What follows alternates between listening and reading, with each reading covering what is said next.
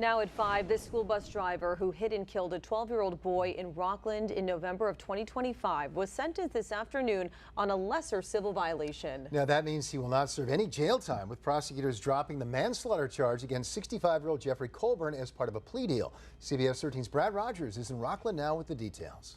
The plea deal means school bus driver Jeffrey Colburn will not serve time in jail for the child's death, even though a grand jury had indicted him for manslaughter.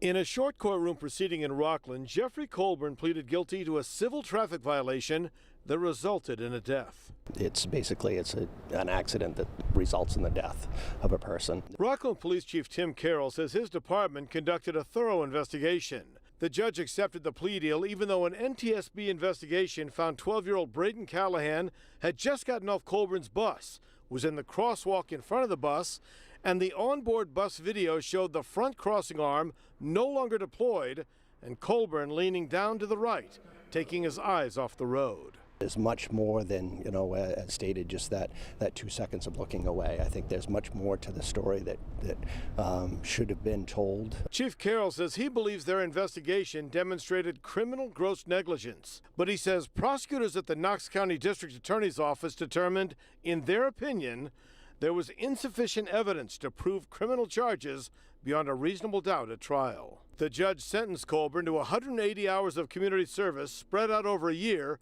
with no fines or jail time.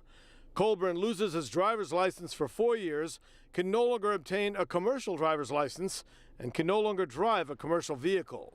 A friend of Braden Callahan's family says Colburn should have been tried for manslaughter. I know the family, and I'm saddened and heartbroken for them, and I think he should be tried.